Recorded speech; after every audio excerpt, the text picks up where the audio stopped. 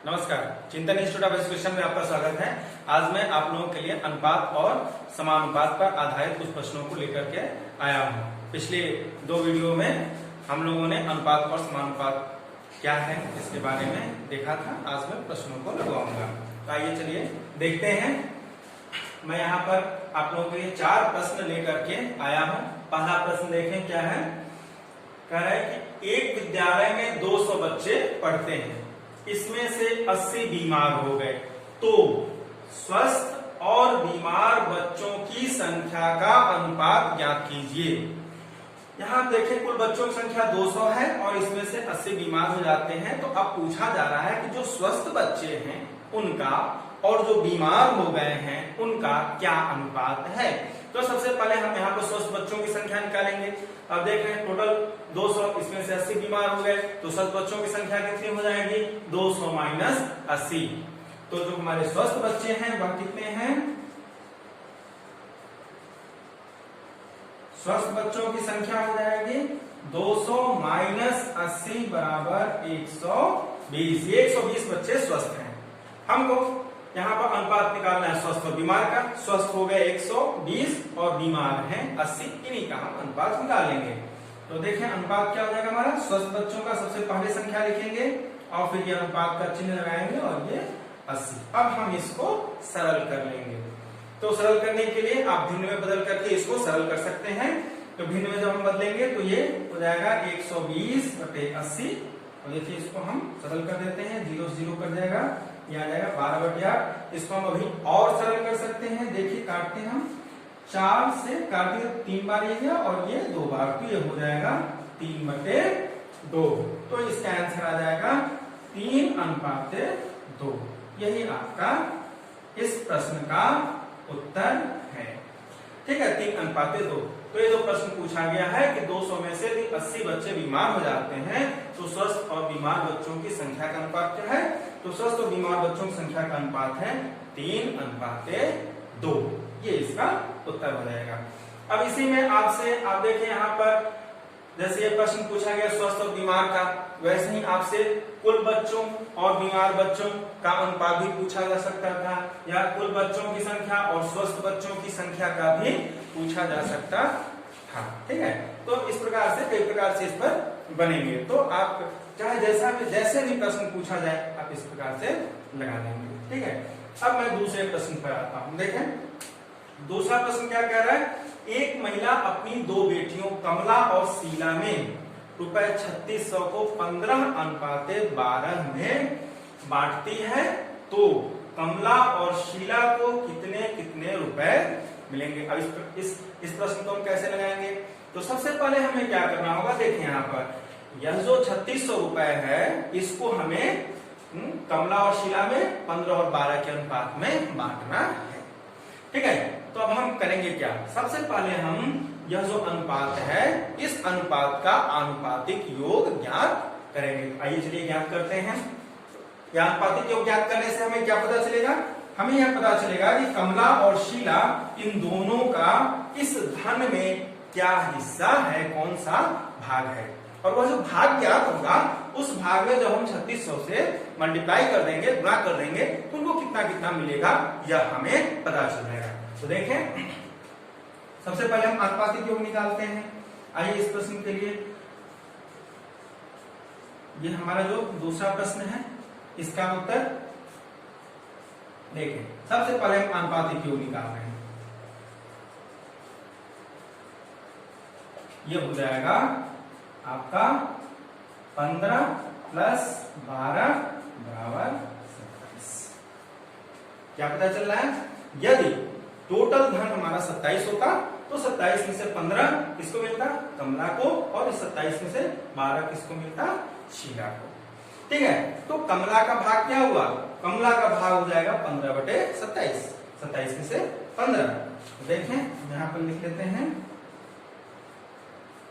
कमला का भाग या हिस्सा बराबर हो जाएगा 15/27।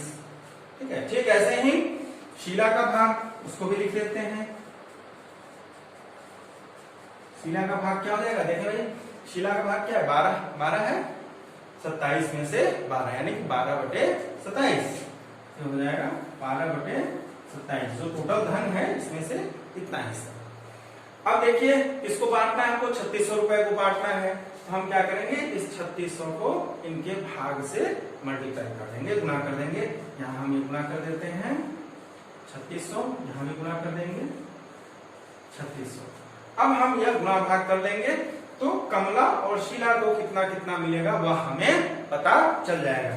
आइए करते हैं, देखें इसको हम काट लेते हैं तो ये सॉल्व हो जाएगा। तो सबसे पहले हम क्या करते हैं, इसको काट लेते हैं, पहले हम इसको काट लेते हैं 3 से, तो ये हो जाएगा 3 बचे 15, और इसको 3 से काट देंगे तो ये 9 बार में 27 हो जाएगा। अब हम इस 9 से इसको काट देते हैं, ये 4 बार जाएगा और ये बच जाएगा, तो टोटल कितना हो जाएगा, यहाँ 5 और गुणे ये आपका 400, तो 5 गुणे 400 बराबर ये हो जाएगा आपका 2000। देखिए कमला का जो भाग है 3600 में से वह हमें ज्ञात हो गया 2000 रुपए। अब एक तरीका तो यह है कि 3600 में से इसको हम घटा दें तो शीला का निकल जाएगा, लेकिन आप यहाँ पर इस तरीके से भी निकाल सकते हैं। आइए यहाँ पर अब इसको भी हम सरल कर लेते हैं, तो देखें इसे भी हम सबसे पहले काट लेते हैं, 3 से काटेंगे तो कितनी बार जाएगा, 3 4 बार जाएगा, 3 चौक 12 और ये 9 27, 9 से इसको काट लेते हैं, ये हो जाएगा, तो बचेगा कितना 4 गुणे 400 बराबर 1600। तो इस प्रकार से आप ये देखेंगे कि कमला का भाग कितना हो गया 2000 और शीला का भाग हो गया 1600 रुपए। आप दोनों को जोड़ेंगे तो टोटल कितना है 3600। तो इस प्रकार से आप इस 3600 को 15:12 में बांट देंगे और उत्तर हमारा क्या होगा, उत्तर हमारा होगा शीला को 2000 रुपए और कमला को 2000 रुपए और शीला को 1600 रुपए मिले। ठीक है, तो इस प्रकार से हम दूसरा प्रश्न लगाएंगे। अब हम आते हैं तीसरे प्रश्न पर। तीसरा प्रश्न कैसे लगाएंगे, तो देखिए प्रश्न है हमारा, एक आयताकार कमरे की लंबाई और चौड़ाई में 5 संबंधे 4 का अनुपात है। ठीक है, अब कह रहे हैं यदि कमरे की लंबाई 30 मीटर हो तो चौड़ाई ज्ञात कीजिए। ठीक है, आइए देखते हैं इसको हम कैसे सॉल्व करेंगे।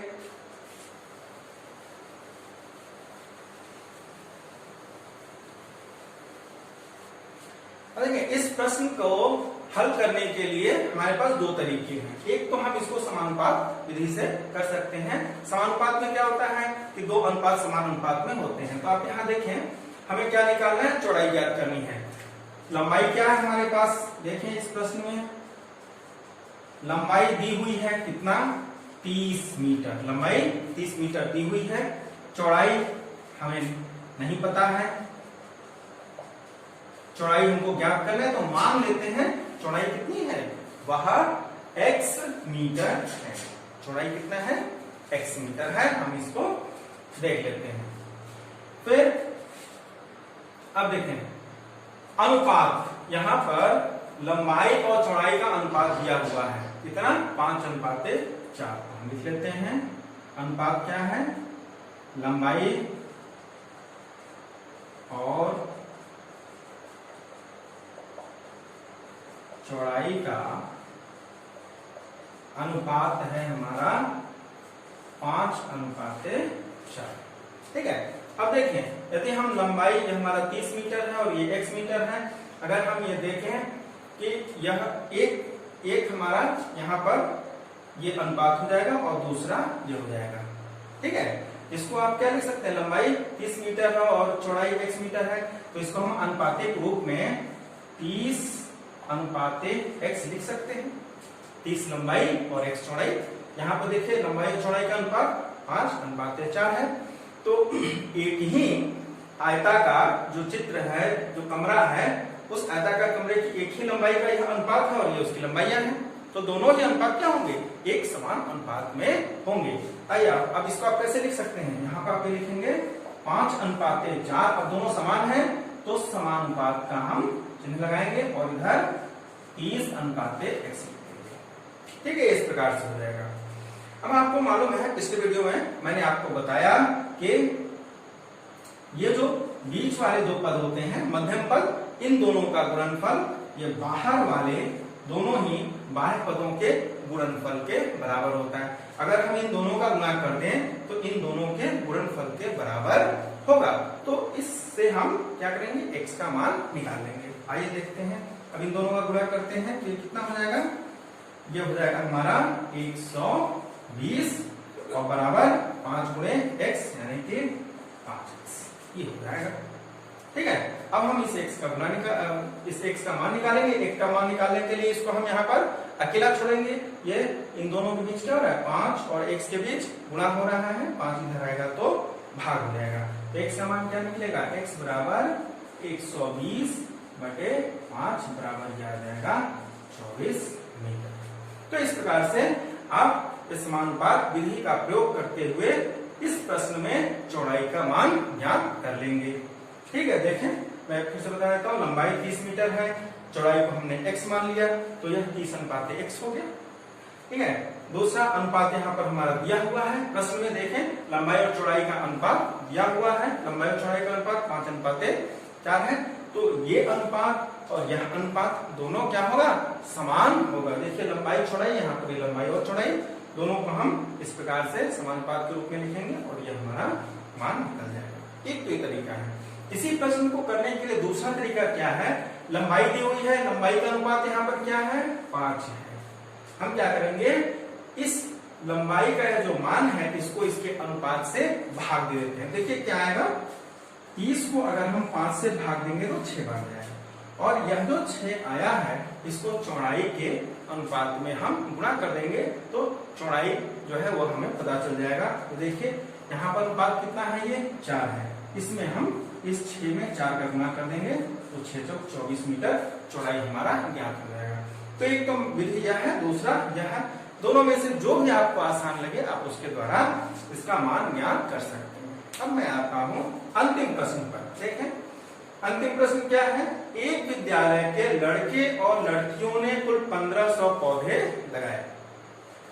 यदि लड़के और लड़कियों ने अलग अलग 2:3 के अनुपात में पौधे लगाए तो लड़के द्वारा लगाए गए पौधों की संख्या ज्ञात कीजिए। लड़कों ने कितना लगाया, तो इसको हम कैसे लगाएंगे, देखिए तो हमारा दूसरा प्रश्न है वैसा ही यह भी है, हम उसी प्रकार से इसको भी लगाएंगे। अंतर क्या है, यहाँ पर दूसरे प्रश्न में हमने यहाँ पर कमला और शीला दोनों का ही जो धन मिला, जो उसको रुपए मिले 3600 में से, उसको हमने निकाला था। लेकिन यहाँ पर केवल एक ही मान निकालना है लड़कों का, लड़कियों का नहीं। दोनों भी पूछा जा सकता था, या यहाँ पर लड़कों की जगह लड़कियों द्वारा लगाए गए पौधों की संख्या भी पूछी जा सकती थी। तो चाहे जैसे भी पूछा जाए तरीका समान है।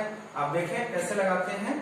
तो सबसे पहले हम देखते हैं दोनों ने मिलकर कुल कितने पौधे लगाए भाई, 1500। कुल पौधों की संख्या कितनी है, कुल पौधे जो लगे हैं वह है हमारे पास 1500 है।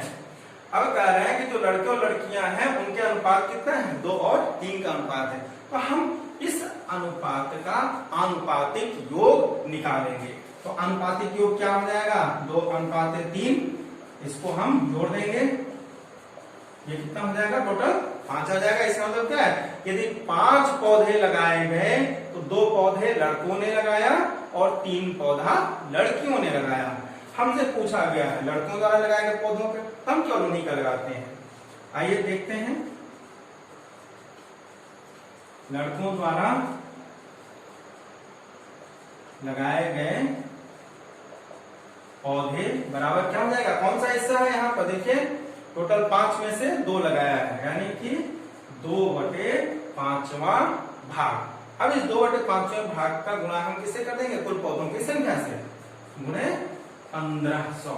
अब हम इसको सॉल्व कर लेते हैं। देखिए 5 से इसको काट देंगे, 5 से 15, ये हो जाएगा बराबर, ये गुणा हो जाएगा 600। लड़कों द्वारा कितना लगाया गया, लड़कों द्वारा कुल 600 पौधे लगाए गए। अगर प्रश्न पूछा गया होता कि दोनों ने अलग अलग कितने कितने पौधे लगाए, तो लड़कों का निकल गया है। लड़कियों का हिस्सा यहाँ पर ये है 3/5। अगर हम इससे गुणा कर देते 3/5 गुणे 1500 करते तो लड़कियों ने कितने पौधे लगाए वह हमको पता चल जाता। ठीक है, तो इस प्रकार से हम अनुपात और समानुपात पर पूछे गए प्रश्नों को सॉल्व करते हैं। तो बहुत ही ध्यान से इस वीडियो को देखिए, ठीक है। तो आप अपने जो भी प्रश्न एग्जाम में पूछे जाएंगे आसानी से लगा लेंगे। अगली जो हमारी वीडियो होगी उसको देखना न भूलिएगा, क्योंकि अगली वीडियो में मैं आपके लिए अनुलोम विलोम समानुपात लेकर के आ रहा हूं, तो देखना नहीं भूलिएगा।